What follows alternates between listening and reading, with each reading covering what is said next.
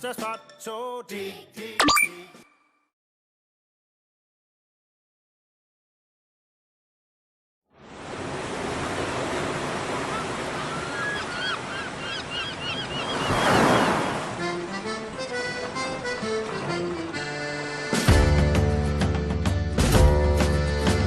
Thirsty for adventure on the sea, set the sail and heave ho, adventure is for me. Searching for the treasure hidden well, on the secret treasure map, a tale I'll never tell. I'll say arr and sail the open sea, hoist the Jolly Roger and a pirate you shall be. Hey, hey, ho, windward or to lee, hoist the Jolly Roger and a pirate you shall be. Next marks the spot so deep, deep, deep. Marks the spot so deep, deep, deep. On the run, escape is what we'll do. Now we have the booty and a mighty crew. Man your guns, the Kraken's on the way. Load your cannon well, lads, and wait until I say, coming about, so ready, set, fire.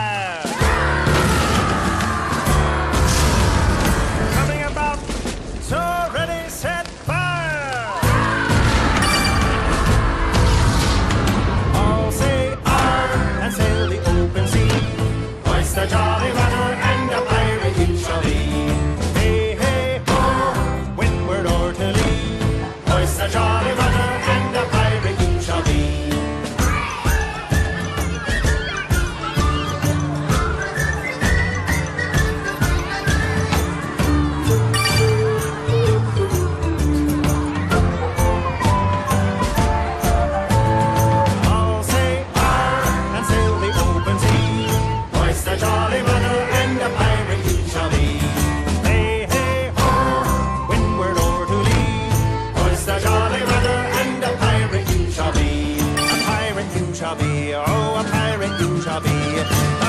You shall be.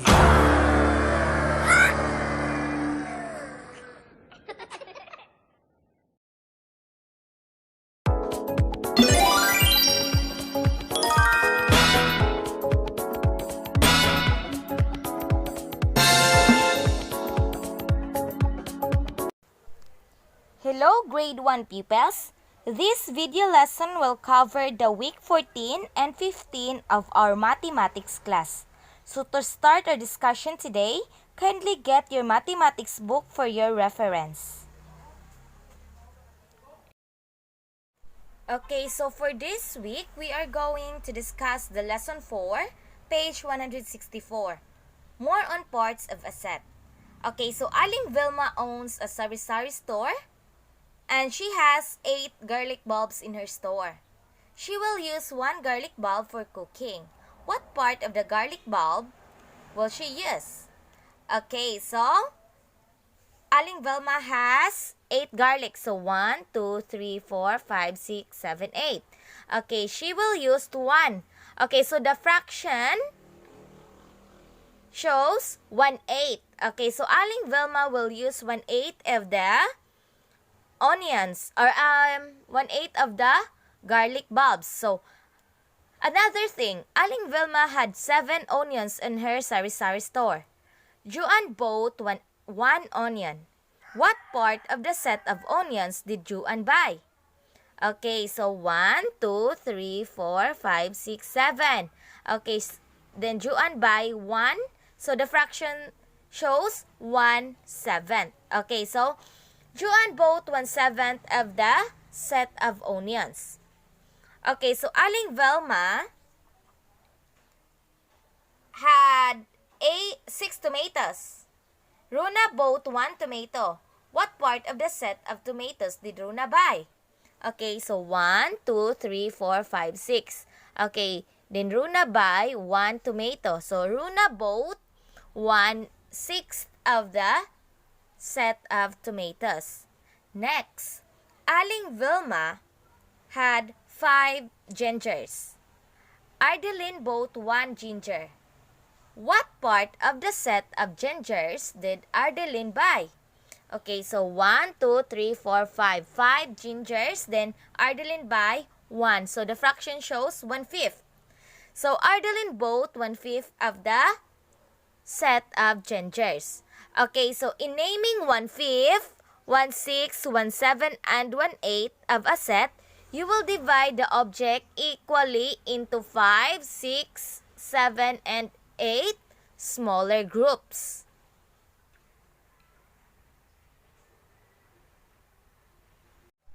Okay, so let's proceed to lesson 5, page 170. More on fractions, 1/9 and 1/10. Okay, Mika bought a chocolate roll from a bake shop. She wants to share it with her 8 friends. Okay, what part of the cake will each of them get? Okay, so 1, 9 friends. This is 9. Okay, so 1, 2, 3, 4, 5, 6, 7, 8, 9. Okay, 1/9. Okay, each of them will get 1/9 of the chocolate roll. So if Mika's brother Miko will join her and her 8 friends, what part of the cake will each of them get? Okay, it's 1/10. Each of them will get 1/10 of the chocolate roll. Okay, so the fractions 1/9 and 1/10 can also be shown using sets. Okay, Miguel collects marbles. What part of the marble collection is black? Look at the picture. Okay, 1, 2, 3, 4, 5, 6, 7, 8, 9. Okay, so 1/9 of the Miguel's marbles are black. This one. Marky had 10 coins in his pocket. He lost one of the coins. What part of the coins did he lose? Okay, 1, 2, 3, 4, 5, 6, 7, 8, 9, 10. Okay, so 1 lost. So Marky lost 1/10 of his coins.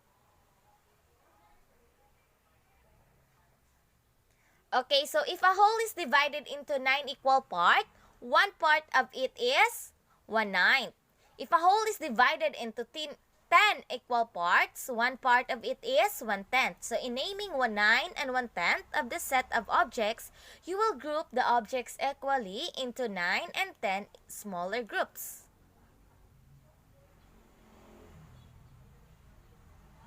Okay, so let us try to answer this one. Let's practice letter A. Okay, fill in the blanks with the correct numbers. Okay, number 1, let us count. 1, 2, 3, 4, 5, 6, 7, 8, 9, 10.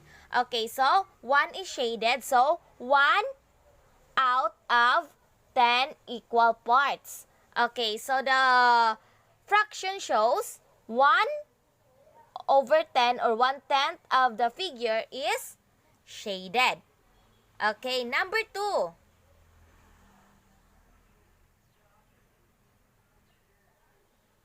Okay, 1, 2, 3, 4, 5, 6, 7, 8, 9. Okay, so 1 is shaded, so 1 out of 9. Okay, so the fraction shows 1/9 or 1/9 of the figure is shaded. Okay, number 3. Let us count. Okay, 1, 2, 3, 4, 5, 6, 7, 8, 9. Okay, so 9. 3 parts are shaded. Okay, so 3 out of 9. Okay, so the figure or the fraction shows 3/9 of the fraction is shaded. Okay, next, number 4. 1, 2, 3, 4, 5, 6, 7, 8, 9, 10. Okay, and 5 are shaded. So 5 out of 10 equal parts are shaded. Then the figure shows 5/10. 5/10 of the figure is shaded. Okay, so let's proceed to the next topic, lesson 6, page 177. Okay, so the fractional part of a set. Mother brought home 12 bananas. She served 1/2 of the 12 bananas during dinner. How many bananas did she serve? Okay, so 1, 2, 3, 4, 5, 6, 7, 8, 9, 10, 11, 12. Okay, so half of this one is 1/2 of 12 was served during dinner. Okay, so 1, 2, 3, 4, 5, 6. So this is, okay, so this bananas was served during dinner. Okay, so there are 12 bananas in all, right? Okay, so 1/2 of 12 is 6. Okay, so mother served 6 bananas. Okay, so father ate 1/3 of the 6 bananas mother served. How many bananas did father eat? Okay, so there are 6 bananas in all. So 1/3 of 6 is 2.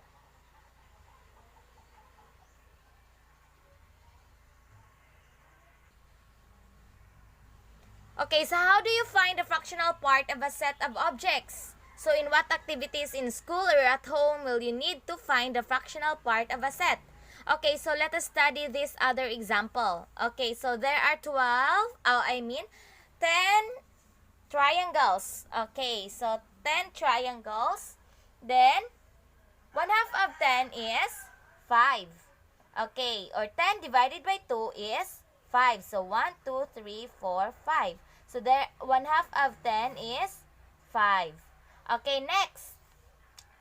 There are 9 triangles. Okay, 1/3 of 9 is 3. Okay, so in each group there are 3 triangles. So, or you could say 9 divided by 3 is 3. Next, number 12. Okay.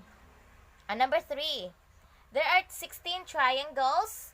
1/4 of 16 is 4. So 1, 2, 3, 4. Okay, each group has 4 triangles. Or 16 divided by 4 is 4. Okay, so to find the fractional set of objects, you need to divide the object into smaller groups and count the number of objects in one group. Okay, so let us try to answer this one. Okay, so find the fractional part of each set. Write your answer on the blank. Okay, so there are 20. Okay, objects here. So 1/2 of 20. How many? 20 divided by 2. Okay, so there are 20. So 1, 2, 3, 4, 5, 6, 7, 8, 9, 10. So, 1/2 of 20 is 10. Okay, next. You have 24 objects. Okay, 1/4 of 24. Okay, so the whole is divided into 24. So, in each group, how many object? 1, 2, 3, 4, 5, 6. Okay, so 1/4 of 24 is 6. Or 24 divided by 4 is 6. Next, number 5. Number 3. There are 15 hammers. Okay, then, 1/3 of 15 is 1, 2, 3, 4, 5. Okay, so 1/3 of 15 is 5, or 15 divided by 3 is 5. Okay, so let's proceed to the next chapter, which is chapter 6. It's about geometry. Open your book on page 189. Okay, so first we will discuss the lesson 1. It's about points, lines, and plane figures. Okay, so let us study the map below here. Okay, so this is a map of a town. Okay, so you have here the market, the hospital, the school, the plaza, the church, the mall, and the city hall. Okay, so the different places are marked with dots. Okay, have you observed this one? It is marked with dots and labeled using capital letters. Okay, so this one, A, B, C, D, E, F, and G. Okay, so a dot, this one, represents a point. Okay, so this dot, it represents a point. So, a point represents a specific place or location. So, these are examples of points. They are called points A, B, and C. Okay, points, this one A, B, and C. And so on. So, these are all points. Okay, so this shows a line. Okay, it is called line EM. Okay, so a line that is a connection of points that extend continuously in both directions. It is named using any two letters that represent any 2 points on the line. Okay, so this is continuous. Okay, it will extend continuously. Mabot pa na siya bisan asa. This one. That is a line. It is the connection of points. Okay, next. This shows a line segment. It is called line segment EB. Okay, so when you say line segment, that is a line. It has 2 endpoints. Okay, so look at this one. Line segment EB. It has 2 endpoints. This one and this one. Okay, it is named using 2 letters that represents the 2 endpoints. Okay, the next one.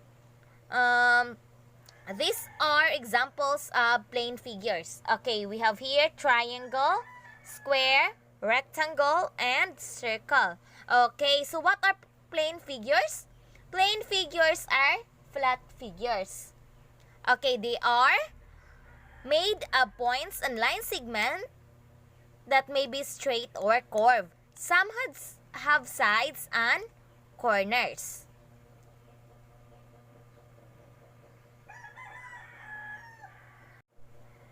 Okay, so let's proceed to lesson 2, polygons and circles. Okay, so this is a living room. The object in this living room have different shapes. Okay, these shapes include a square, rectangle, triangle, circle, oblong, rhombus, trapezoid, and pentagon. Okay, so which of the given objects in the living room are examples of polygon? Okay, so what is a polygon? A polygon, it is a closed plane figure whose sides are line segments. It has sides of and corners. It has length and width that can be measured. So only closed figures that are made of line segments are called polygons. So what are examples of polygons? Okay, so a polygon, first we have triangle. Okay, so this figure shows a triangle. So a triangle, it is a polygon with three sides. Na siya 3 sides, 1, 2, 3. And 3 corners. Okay, this one, next is a square. This is a figure of a square. A square is a polygon with 4 equal sides and 4 equal corners. Then we have a rectangle. A rectangle that is a polygon with 4 sides and 4 corners, but it is not equal. Okay, not like square nga, 4 iyang equal sides. Okay, next is the trapezoid. Okay, so this is a trapezoid looks like. Okay, so a trapezoid is a polygon with 4 sides. Na siya 4 sides. Then we have a rhombus. Okay, so this one is a rhombus. A rhombus is a polygon with 4 equal sides. Okay, next we have a pentagon. A pentagon is a polygon with 5 sides. When you say penta, it means 5. Okay, so which objects, which of the figures below are polygons? Okay, so figures A, B, and C are not polygon. This one, and this one. Because they are not made of line segments. Figure D, also this one, it is not a polygon because it is not a closed figure. When you say polygon gani, it is a closed plane figure and whose sides are line segments. So these figures are not polygon. Okay, so figure A is a circle. A circle is a plane figure that has no sides and no corners.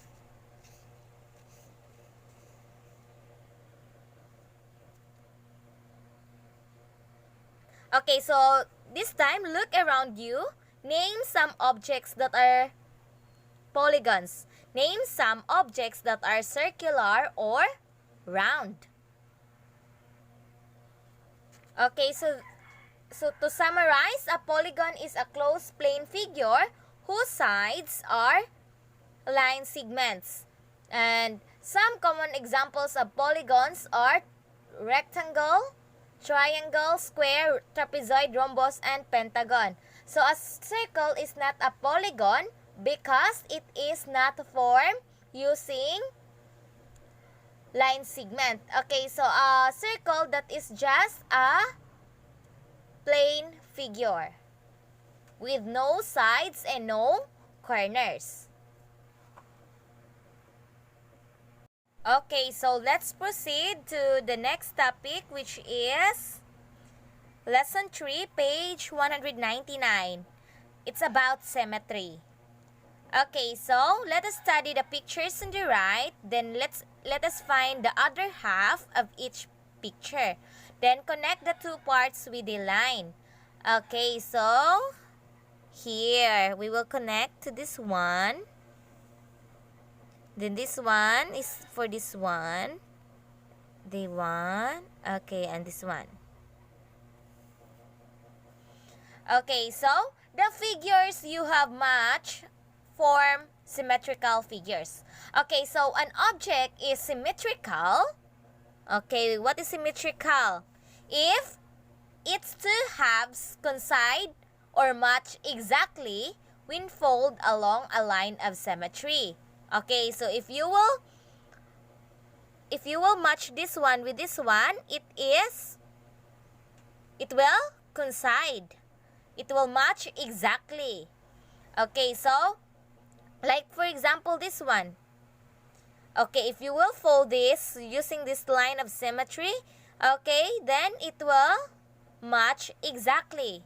Okay, so the imaginary line that divides the arrow into two equal parts that exactly match is called line of symmetry. Okay, so this one is called line of symmetry. Okay, so the line of symmetry of a figure is an imaginary line where you can fold the figure and have both parts match or coincide. So a plane figure is symmetrical if it is a line of symmetry. So a symmetrical plane figure can have one or more lines of symmetry. Okay, so let us try to answer. Let's practice letter A. Okay, check the figures that are symmetrical. Okay, when you say symmetrical, if you will divide it, then the other half will match to the other half, then it is symmetrical. Then cross out that those not symmetrical. Okay, so this one is symmetrical. This one also symmetrical. This one is not symmetrical. Okay, this one is symmetrical. This one and also this one. Okay. Okay, so let's proceed to the next lesson, which is solid and space figures, page 203. The things that are sold in the grocery store represent different solid or space figures. So when you say space figure, that can have length, width, and height. Okay. So the box of ham represents a cube. Okay, so this is a cube. Okay, but the box of ham represents the figure cube. Then the box of powder detergent represents a rectangular prism. So this is a rectangular prism looks like. Then the Tetra Pak of juice represents a pyramid. So this one is a pyramid. And a can of milk represents a cylinder.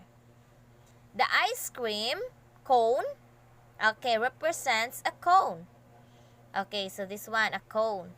The queso de bola represents a sphere. Okay, so what are the different space figure? Okay, we have the cube, the rectangular prism, the pyramid, the cylinder, the cone, and also the space. So these are all space figure or solid figures. Okay, so a space figure has length, width, and height. So there are different kinds of space figure. As I said, we have cube, rectangular prism, pyramid, cone, cylinder, and sphere. Okay, so this time, we will match the object with this space figure that best represent it. Okay, we will write the letter of the answer on the blank. Okay, so this one. Okay, so this figure represents the space figure of a... Yes, very good. It is a cylinder. Okay, this one, it represents a cube, letter D. And this one, a ball, it represents a sphere, letter E. And this shoebox, it represents a space figure of a rectangular prism, letter C. Then this one, the party hat, it represents a cone, letter B. Okay, so that would be all for this week, grade 1 pupils. I hope you have learned something new today. And if you have any question or clarification, don't hesitate to message me on my messenger account, or you can raise your questions or clarifications during our virtual discussion. Keep safe, everyone!